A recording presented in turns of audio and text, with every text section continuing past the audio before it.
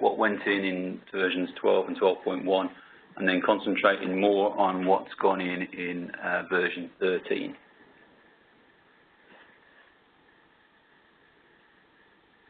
Okay, that is a complete range of encode products, and today, as I said, we'll be covering DesignLife, GlyphWorks, and VibeSys. And this is just a summary of the main 4 products and the encode CDS license, the HPM Princia licensing that allows you to access all 3 of those desktop products. But first of all, I would like to start with encode VibeSys. So this is a newly created product last year, concentrating on acoustic and vibration analysis. This was first introduced at encode 12, and this is really to focus in on the tools mostly quite a few are already available within GlyphWorks, and to focus in on those, particularly on the needs of acoustic and vibration engineers. Last January, this became a new application on the encode main menu. You'll see VibeSys on that menu. And together with that, we created quite a few specific worked examples, background theory guide, quite a few new standard processes you will see on the standard process menu, and introduced one new product within that called the Vibration Manager, which allows you to store vibration test specifications that you can then use in your process within a flow. Also, there is a short introductory video on VibeSys as well that you can access. So this was introduced as a way of targeting the product, particularly for the needs of acoustic and vibration engineers. And customers who had GlyphWorks frequency module were automatically upgraded to this, to the base VibeSys system at version 12. Now, in the middle of last year, we introduced a new option within VibeSys called Modal Analysis. So this was 2 brand new glyphs. The first of all, looking at operating deflection shapes, so the ability to display operating deflection shapes from tests. This would pull in a geometry file for the structure. Could be a very simple text-based geometry file, and then take in nodal displacements of that model, either in terms of time series, frequency response spectra, or a modal table from the EMA glyph. So this allowed you to do your hammer test, for example, get that data, and then look at that in terms of the deflections of the model it was based on. So that was the new display option. And together with that, there is a new experimental modal analysis glyph. So this allows you to look at the measured data, find the natural frequencies from that data, look at whether you need to account for the residual modes, and then we're able to regenerate the frequency response function, and also generate a modal table for each of the natural frequencies, including the damping ratios from those frequencies, to go directly into the operating deflection shapes glyph, or to be used to use those damping ratios in your FE analysis, for example. So that was as it was at middle of last year. And in 13, we have introduced some improvements within the modal analysis option. So the operating deflection shape glyph now is able to interpolate on a larger model, easier to pick the mode, the frequencies to look at, to show on the deformed shape. And you can also now leave the undeformed shape plot on, so you can see the change from the undeformed to the deformed shape. I'll look at these in a bit more detail in a minute as we go through. We've also introduced some new methods in the experimental modal analysis glyph. So this is where it will automatically find the natural frequencies, and also a new curve fitting method to fit the data to regenerate the frequency response function from the modal results. Now, as well as the changes to the modal analysis option, we've also added some things within acoustics and plotting within VibeSys. So we've added a brand new sound quality glyph, looking at loudness, sharpness, and articulation index, for example. So this is a calculation of metadata from your measured data to look at the sound quality. And also a new option in the standard XY display glyph to allow you to plot orbit plots. So useful for rotating machinery, and we'll look at that a little bit later. So if we have a quick look at what modal analysis is and how the new tools fit within that. So the modal analysis option is a specialized option within VibeSys that provides the ability to find out what the modal frequencies are, what the mode shape is at that specific frequency, and then extract the modal damping ratios for those frequencies.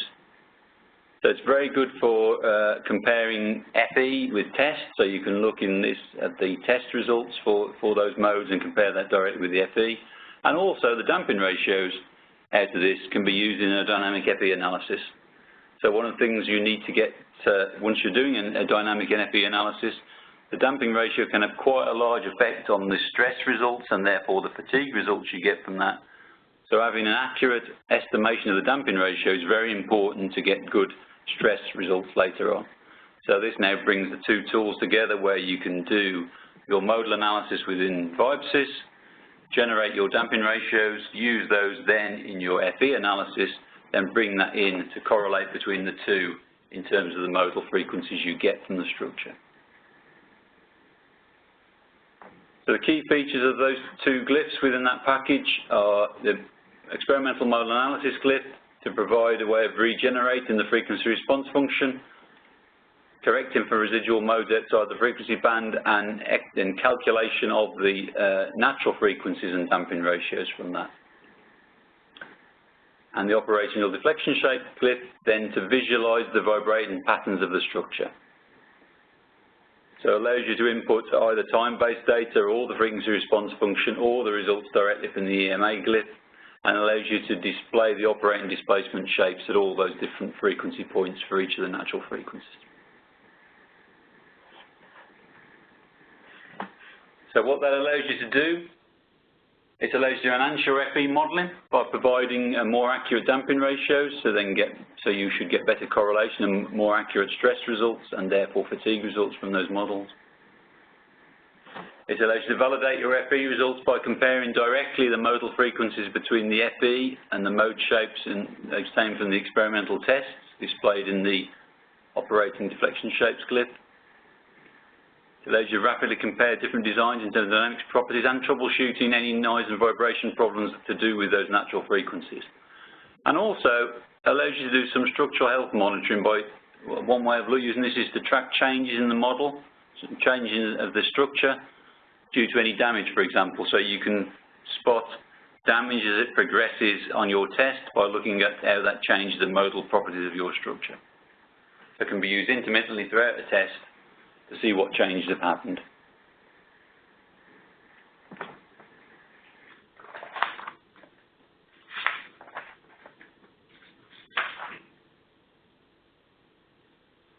So the changes specific to the experimental modal analysis glyph at this version, there are two main changes. The auto selection of the modal frequencies.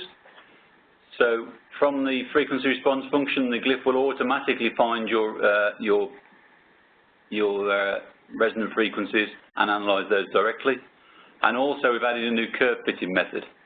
You see on the left-hand bottom plot, the two overlaid images are the new method and the measured FRF, and the blue line is the original method, which made some assumptions about the data between the resonances, assumed there was an anti-resonance and didn't fit very well. Now the new method now fits very well, both at the peaks and also between the peaks.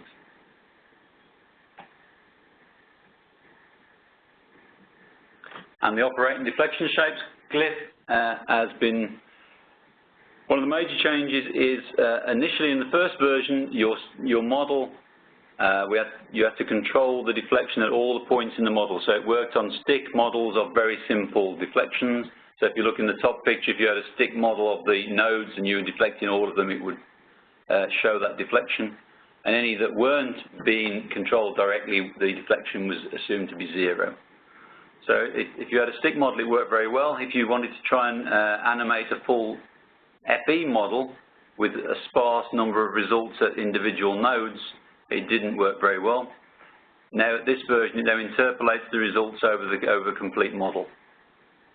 So I'll show you an example of this in a minute, but if you have individual points where the deflection is and others where there's zero deflection, we will then interpolate over the complete model. It's also a bit more easy to look at the individual modes. I'll show you that as well. And also we now allow, if you see in the bottom left-hand picture, a undeformed shape, so you can see the changes from the undeformed to deformed as it animates.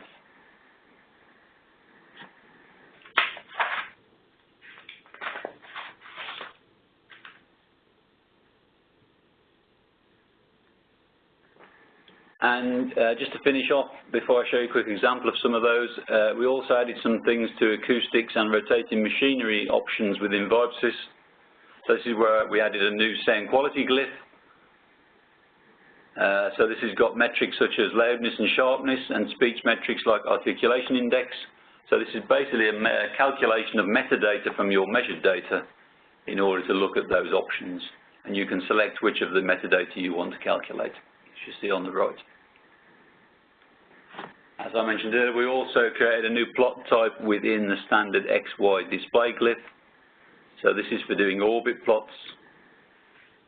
So this allows to look at, particularly for rotating machinery, to look at the orbiting of shafts. So if you're looking at XY deflection of a shape, for example, shafts, for example, you can plot those on the orbit plot. And also added the functionality of adding arrows to that, so you can see which way round it's going around the orbit.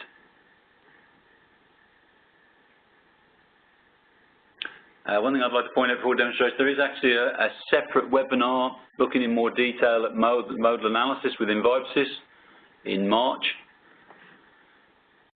next week. So if you want more interested in the modal analysis part of that, you can see that in a lot more detail next week. Let's have a quick look at a demonstration of some of that.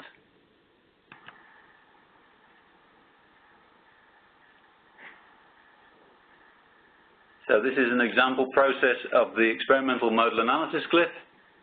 So this is taking time series data on the top left, doing a frequency response analysis to generate the frequency response function, and then taking that into the experimental modal analysis glyph. And in this case, I'm looking for resonant frequencies in the auto mode and using the new curve fitting method to regenerate the frequency response function.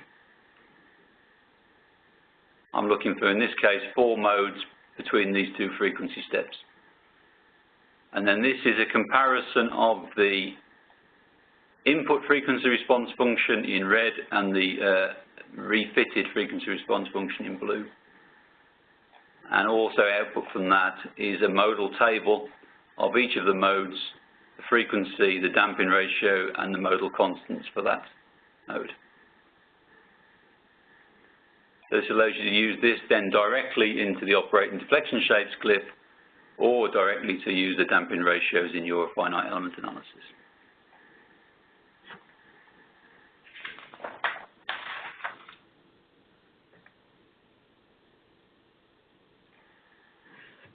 This is all showing you the full vehicle model in this example, just to show the operation deflection shapes glyph and how that is used. In this case, this is a very simple time history I'm inputting, where one of the nodes is being moved, one of the nodes is being kept stationary, and we're interpolating over the rest of the model. So this is a full vehicle model just been brought in, and this is the time series data we're using to animate it.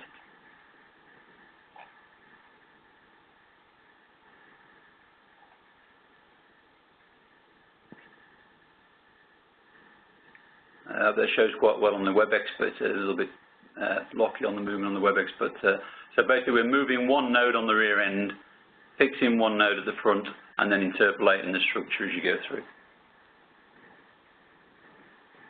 And also showing the undeformed shape.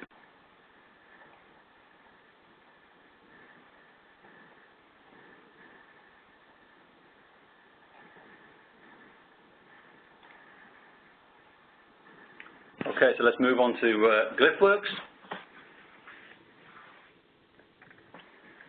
So in summary from last year, we made a major change to our licensing at version 12. Many of you may have seen that already, but we changed from Flex to LMX licensing. At that point, we introduced a new license administration tool to make control of the licensing a bit easier. And one of the major changes was improved reporting from encode Princia access token usage. So that gives you the ability to look at what individual parts of the software have been used, and maybe where you've hit the maximum seed count of your tokens, so you can see how the use is being used and how each of the users is using that. We are continuing support for the older versions in FlexLM, and that will carry on for quite a while yet. At 12.1, in order to complement the vibration database that we've added a new input glyph in the middle of last year. So this was to take inputs from the vibration database and pass them out into the flow. So for example, if you want to do an accelerated testing process, you could pull in your test specification from the database and feed that into the process to use as you go through, either within DesignLife or GlyphWorks or VibeSys. We've also continued to add more data formats and improve the data formats we got. We try and support as many as we can. So we've added 2 or 3 formats in the middle of last year, and also made quite a few improvements to Test Manager and Test Builder. Now these are GlyphWorks functional programs that work within automation. So a lot of you won't have seen these, but if you use the combination of GlyphWorks and automation, these are used within that, and we've made quite a few changes and improvements there. And at the recent in 13, the change we made with that, one of the major changes was to move from Python 2.6 to 2.7. So this 2.6 is no longer supported in terms of security updates and not being updated very well at all. And also it's more difficult to get hold of extension packages for it easily. So we've moved to 2.7, so that makes that easier, and then 2.7 should be supported for quite a few years to come in terms of security and things, so should get rid of any problems in that area. I mentioned the vibration manager we added earlier. Well, we've also now added quite a large set of data to do with civil aircraft standards. So a lot more standards involved. You can add to those yourself as well, but we've added more by default into the base software. Also done some changes to the ASM MDF support, now supporting NDF4 files. So this is a new MDF format it's supported. And quite a few improvements within the display glyphs in terms of Campbell plot, waterfall, XY display, and GPS, which I'll cover in a second. So in terms of display improvements, quite some speed improvements, and also some functionality improvements in XY display to create channel-based cursors when you're in overlay mode, which wasn't possible before. So you didn't have to switch out of that mode into a non-overlay. And just some usability things, for instance, like the horizontal scroll bar on the channel list. If you've got very large channel list titles, it makes it just easier to find those. Campbell plot, for one particular use, we've added more higher number of mode lines. So if you're interested in lots and lots of different modes within the structure, you can add it now to 32. And the waterfall display plot now truncates at the base value to make the peaks more easy to spot. Before, the base level was blue as well, which made it a bit more difficult to see the peaks. That's made it a lot more easier to use. And a major change in the GPS display was to add the use of the new MapQuest static map servers. The one free map server we were using was taken out of commission by MapQuest. They've introduced a new system, so this now allows the user to register to get free access to a customer key. This is then added to a preference within GlyphWorks, and that allows you to use the new MapQuest static map servers within the GPS display glyph. The functionality with the other use, if you're using other ones already, is still unchanged, but the default internet map system is now changed to this.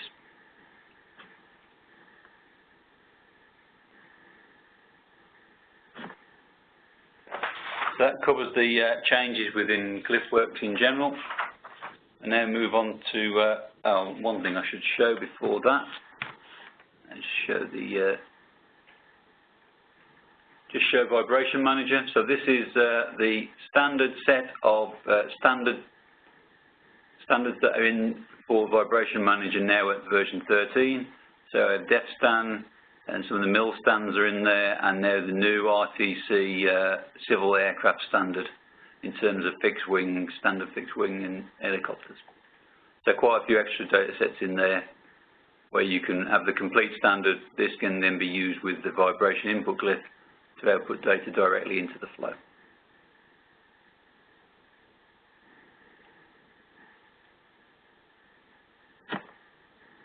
So now if I move on to DesignLife.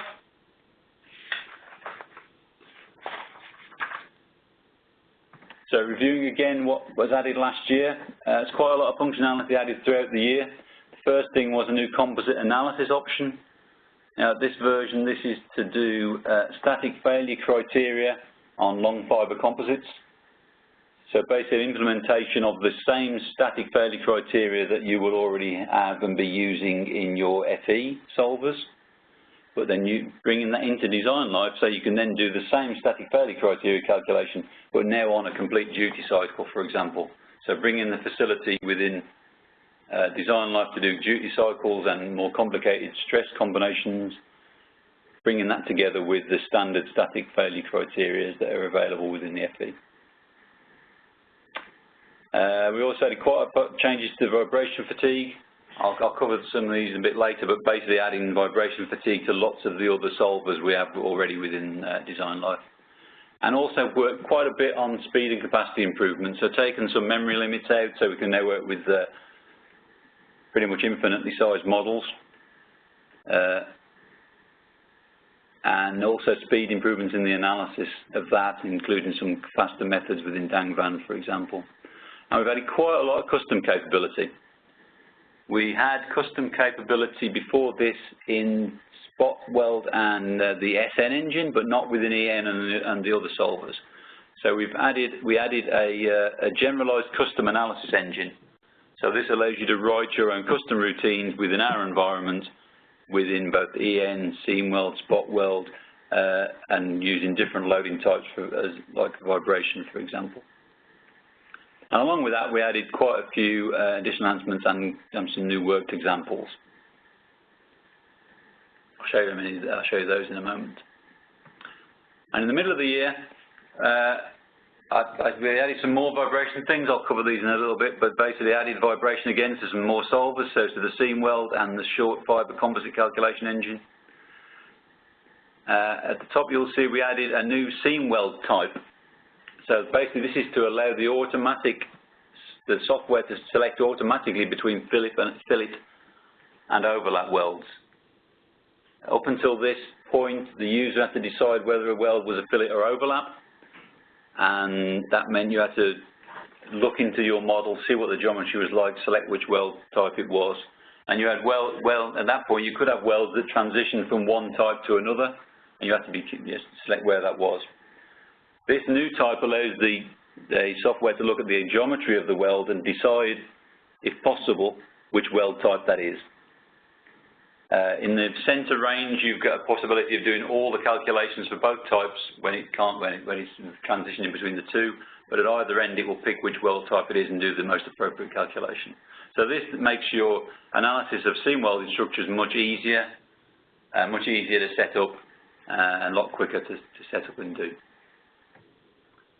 I mentioned the composite static failure criteria. We also added some new methods to that. So it's basically filling in all the possible methods that are available in the different FE codes and making that list as full as possible. And I think we're now up to 14 different methods. We also added grey iron analysis, particularly for engine blocks, that sort of thing where people use grey iron quite a lot.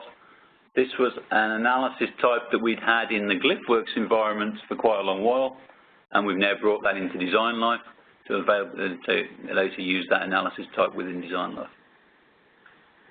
And also a new hotspot stress extrapolation method for analyzing welds from solid elements. So if you've got a seam weld structure and shells, you can use the base seam weld solver. If you've got a solid, element, you could look at stresses through that structure to look at weld results. But for some standard types, for example, you needed to look at an hotspot extrapolation at the surface. So this fits in with the BS7608, for example, and the American code on welding, which allows to look at stresses extrapolated to the weld toe from remote locations near that point. Uses the same functionality as the solid seam weld, so the same setup file, easy to use, and then extrapolates from different methods that are available from most of the analysis codes. At encode 13, we've continued the work to put the vibration loading within all possible compatible solvers. So that is now possible to do spot weld analysis, strain life analysis, seam welds, and also short fiber composite analysis with vibration loading. Also added 2 new safety factor methods. I'll show what those are in a second. We've also added a new modelling method for spot welds. We currently cover beam-based spot welds, area contact methods using solids and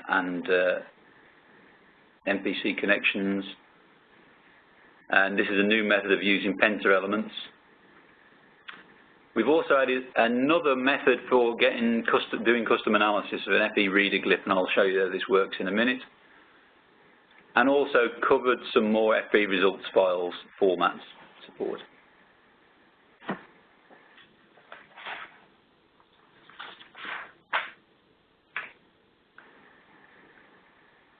In terms of file format support,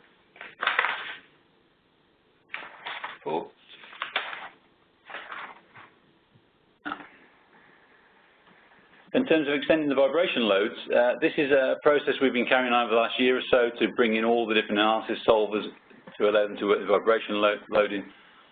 Now that's pretty much completed.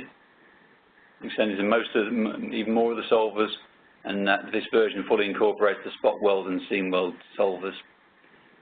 A couple of extra things to do in the coming year, which will be to add the solid seam weld analysis to that, but that's about the last one left to do, and continuation of the process to extend use of vibration loading.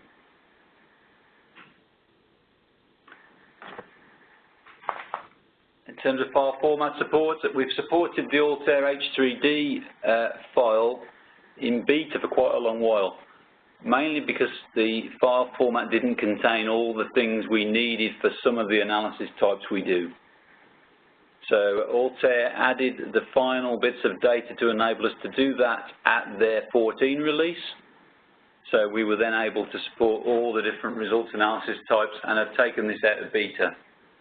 Currently it is still locked on the short fiber composite engine, but that's really only for testing purposes. That will be taken off very soon. We also added support for the FemZip N format. So this is for a zipped format of OptiStruct and Nastran OP2 files. So it allows us to pick that file format and unzip that and use that natively within DesignLife. I mentioned 2 new safety factor methods. Within the safety factor analysis engine, we had 2 methods already defined for constant mean stress and constant R ratio. In the FCAN standard they were taken from, there are actually 4 methods defined. The other 2 are constant maximum stress and constant minimum stress on the cycle. Now, when we implemented this, none of our customers were using constant maximum minimum. Since then, a couple of customers requested that, so we've added those 2 extra ones. So it basically maintains either the minimum or maximum stress on the cycle and works out the safety factor from there.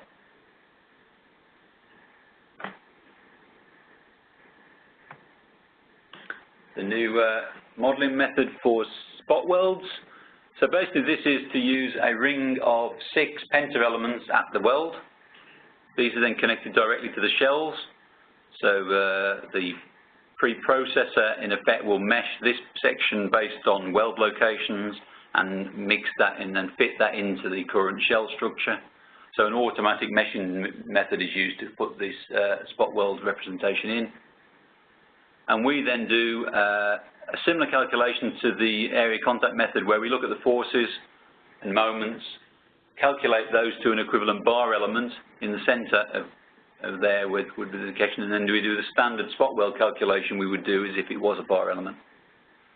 So just another method for modelling. Currently this is being investigated a little bit more by the customer that is using it. I mentioned the FE reader glyph. So this is another method of doing custom analysis in effect. So the custom analysis up to this point has been within the DesignLife environment itself. So you could write routines within DesignLife. So anything we could translate in terms of input results, you can now access within the custom methods within DesignLife. But if, for example, you've got results types that we don't currently read in DesignLife, at this point you can't get access to those within the current custom methods. So this new FE reader glyph basically just takes an FE file and will export all the results it can see into a multi-column format within a flow. So I'll show you an example in a minute, but basically the example you see on the screen is a standard FE input glyph feeding into the FE reader glyph, and then the top pad is exporting all the results you see in the bottom window. So any results types it sees, it will just put those out. The bottom pad, which is actually shown at the top, is showing you the actual model and the connectivity. So all the elements, all the node connectivity, the element types, and on the second channel, all of the individual node positions. So in effect, you get the complete model information and also all the complete results information. So this then allows you to then take the results information out into a standard Python scripting glyph and access all the information you want. So this is being used particularly for method development where some of the FE results types generated were not in our standard DesignLife ones. So for example, if you want to do complex composite analysis, for example, you could put any result type you want in, get it out within the FE reader glyph, and do any analysis on that within the standard Python glyph. Now, it's not really recommended to put your full vehicle model through this, because it is dropping the entire result set out and all the different load cases out into a multi-column file. So really for method development, small models, selection part of the model, the glyph gives you the ability to select parts of the model and makes it easy to do that. I'll show an example of some of the weld analysis, some of the vibration analysis. So this is an example of a simple bracket. At the top you see this is set up to do a vibration analysis. So we're pulling in the frequency response function. We're using the vibration generator to generate the PSD to combine that with, and on the top glyph we're doing a spot weld analysis on that to generate results for the individual spot welds, in this case modeled as beams. So taking the beam forces with vibration and doing analysis in spot weld. So that's new, done last year. We've also added vibration ability in the EN analysis glyph. So this is doing a strain life analysis from the same vibration input. So this model is solved for both stress in the shells and also forces in the beams. And this example, that's doing the selected part of the model in terms of the EN analysis. And then at the bottom, simulating a weld across the material. So I've selected this grey strip there as the weld, and then doing a seam weld analysis on part of that model based on the same vibration input.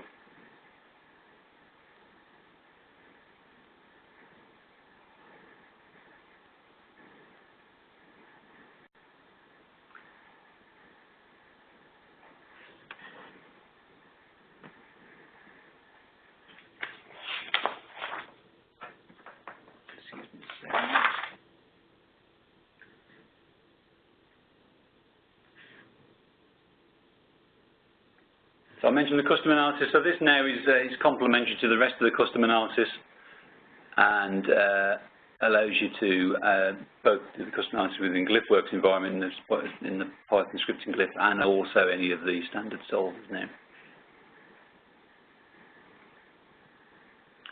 Okay, I'd like to open up for questions now, if anybody's got any questions.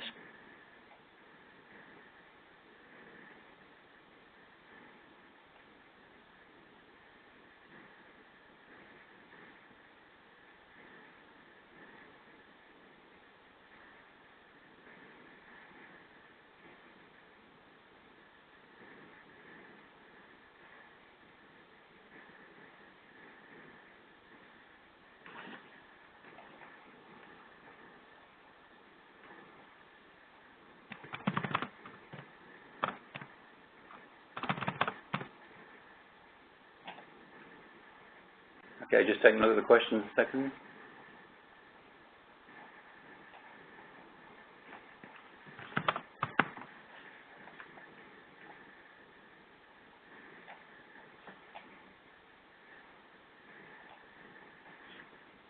Okay, so I've got a number of questions. One thing I should mention, if I don't get to your questions today, we'll cover those back by email. So we've got all your contact details. Anything I don't cover today, I will cover by email later.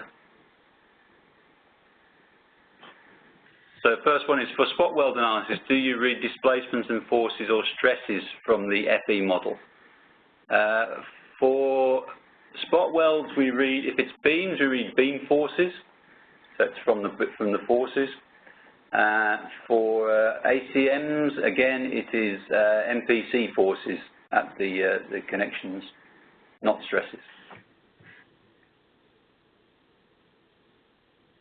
Another question is, will the FE reader glyph read seam weld stress results? Well, the FE reader glyph doesn't do any analysis at all. So basically, any results in the FE glyph, it will try to put out as they are. So if we do calculations in seam weld, for example, to get the structural stress from the measured stresses or displacements or forces, the FE reader glyph won't do that at all. It is just basically reading whatever results you've got in and putting them out. So you would have to do the analysis on them then. But the other custom methods could be used for doing that, but not the FE reader directly. Another question about the penta element models. The question is, why are pentas selected for the spot representations? Well, this is a particular customer request. Basically, an exa is used on ACMs, so we already support that. So the use of exa elements is already supported. This is a new modeling technique that a particular client wanted implemented. So we've looked at it and implemented it initially in the code so they can do some analysis based on that.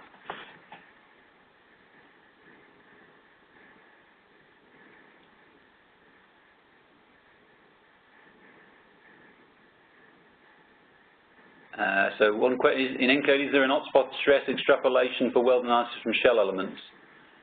I need to check. I think it's solid elements only at the moment, and I think it's not currently in 13 to do that from shells. But I will check that and I will get back to you.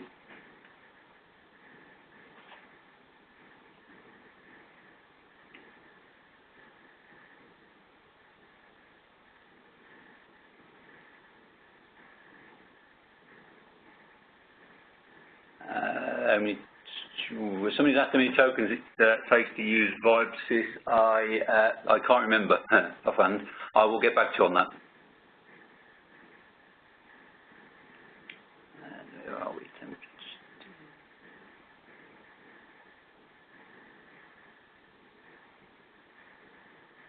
you have an example of hotspot stress? I will. Yes, we do. I don't think it's in a work example yet, so.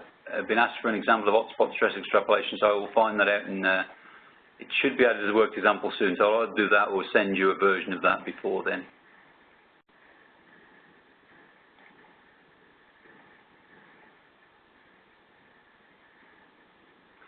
I've been asked about different curve fitting methods for the EMA glyph. I will pass that on to the VibeSys product manager. I know that we're looking at new improvements for that glyph, but I haven't seen what those improvements are going to be in the next version. So I will pass that on, and check where that is. Another question, is there an option to analyze BLF files in GlyphWorks? The answer is no, but I think it will very soon be yes. I think that is actually being done now. I will check on the timing on that and get back to you, but I think that may be in the next version in mid-year. I wouldn't guarantee that yet, but I think it is in there on the list to be done.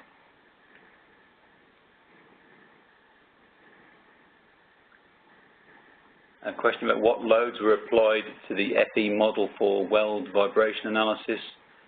In this particular case, it was well, it's a frequency sweep, in effect, a frequency response analysis and generating stress results in terms of real and imaginary stress results of the shells. Question about MAC analysis. So I think this is modal assurance criteria.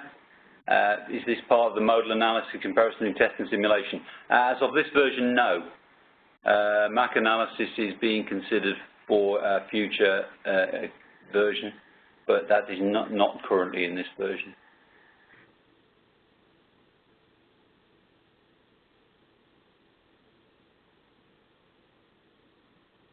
I see the question about the DXD file format. I'll take that offline if you don't mind and get back to you about that one.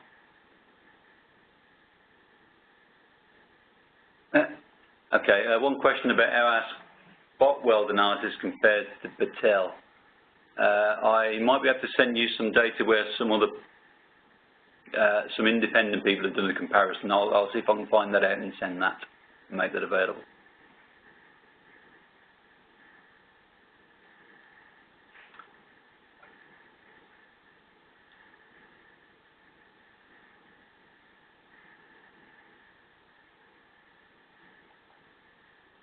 Another question, is it possible to export the nodal stress gradient correction factors?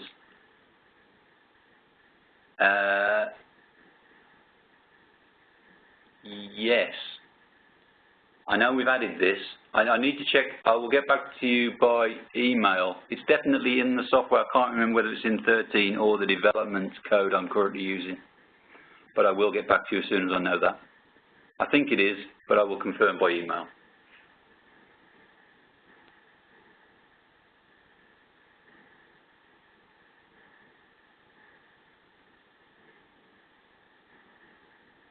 Just go back to the top and make sure I haven't missed any questions.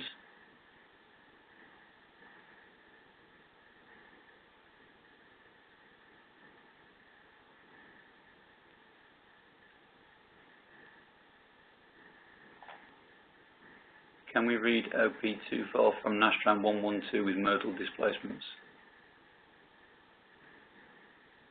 Oh, to read, currently using punch file. The modal displacements currently only read from punch file. So the stress is from the OP2, but the modal displacements from the punch file. I might get back and ask you more detail about that, if you don't mind.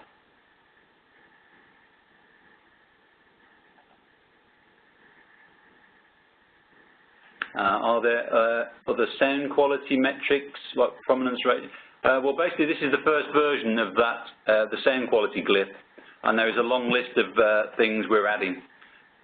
We basically stopped adding new functionality to it when we code lidded for version 13, but there are more things being added. I can't remember whether those ones you've asked for are in the list, but I will get back to you about which ones are being worked on.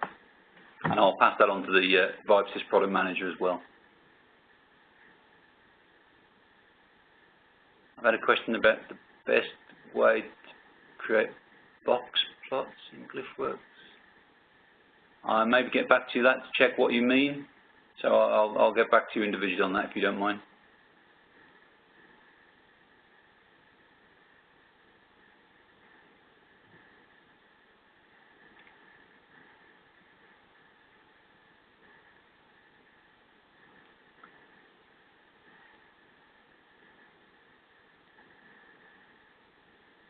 Okay, I think that looks to be all the questions for now. Now, as I mentioned, I will get back, the ones I've said I'll get back to individually, and any questions I didn't get to I'll review later just in case I missed any. And I will get back to you in the next week or so. One thing I'd like to say, just one extra point. I mean, any enhancements you do want and you're interested in, we're always interested in seeing what the users want to do and what they're doing with the software. So let me know if there's anything particularly you want to look at in the software in the future, and we'll like to take a look. Thank you. Thanks, Paul. I'd like to remind you to complete the survey available in your internet browser to provide feedback on today's presentation and to request additional information. Thank you again for joining us. We hope you enjoyed today's presentation.